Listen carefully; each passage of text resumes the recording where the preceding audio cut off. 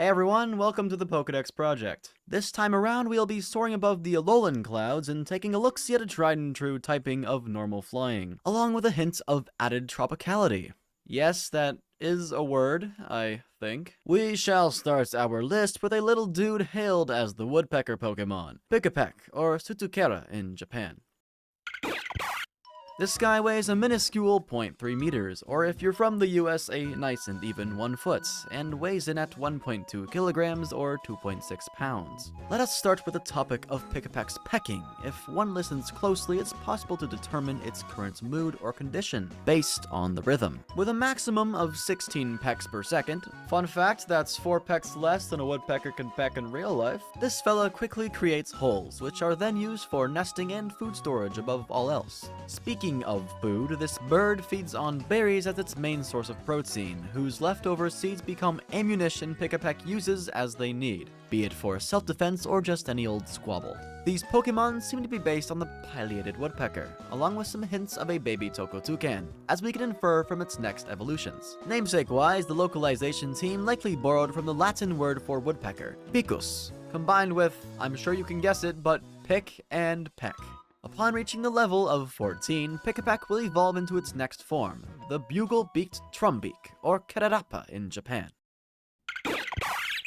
Standing proud at double its previous heights at 0.6 meters or 2 feet, and putting on more than 12 times its weight as a baby, at 14.8 kilograms or 32.6 pounds, Trumbeak is ready to annoy the hell out of any Alolan citizens in its vicinity. With a power stance, Trumbeak will happily flex their now far longer beak in over 100 unique ways, being sure to make itself a rather noisy nuisance for their neighbors. Their new, larger beak can be used to store countless seeds, or rather ammunition, advancing its previous technique even further to create what is essentially a seed-spewing Gatling gun. Also, the Pokedex mentions the seeds it spits out cause new plants to grow from those seeds. But wouldn't that happen with Pikipek as well?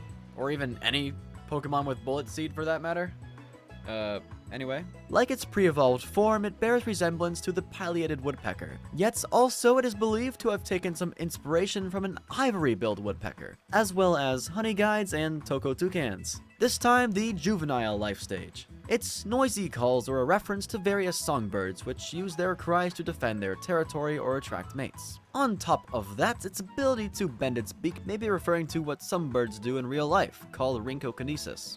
We're not done yet though, because its category, the Bugle-beak Pokemon, is also in reference to a bugle.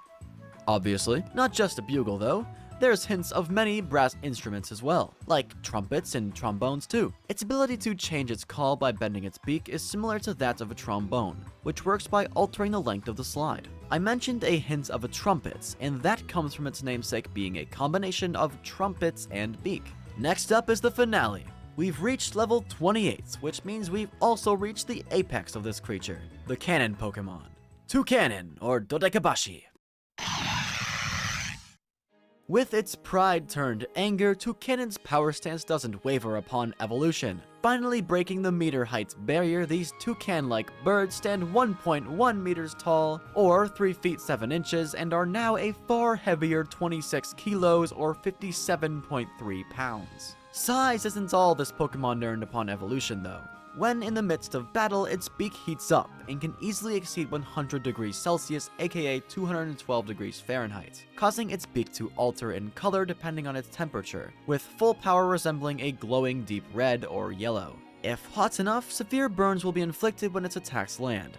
Within their giant self-heating beak, its internal gas can, of course, ignite, resulting in a seed bomb, not the actual move, capable of pulverizing boulders. Actually, this newfound ability has its own move only Toucannon can learn by the name of Beak Blast. Its tail seems to be bent specifically for the purpose of holding itself momentarily, as Toucannon can stand on it for short periods, possibly as a brace when utilizing this ultimate technique. This heat is not only used in battle though, but also for incubating their eggs. To communicate, Toucannon smack their beaks with one another. The strength and number of successive hits inform the fellow Toucannon their feelings to each other. Also, these Pokemon are famous for forming harmonious couples, so these menacing eyes are brought to wedding ceremonies as good luck charms. Of course, its Toucan origins have finally reached their adult life stage, but now we've got the 100-degree beak, so let's delve into that. The concept of heating up and releasing a projectile at a powerful velocity is without a doubt a reference to cannonballs, which, yes, require a tremendous amount of heat to launch from the cannon. Its sudden change from woodpecker to toucan is a nod to the two birds being part of the same order of birds, the Pisciformes. And finally, one last, really obvious namesake before I go. Say it with me now, toucan and cannon. Yeah, that's all I got. Have a good day, guys. Peace.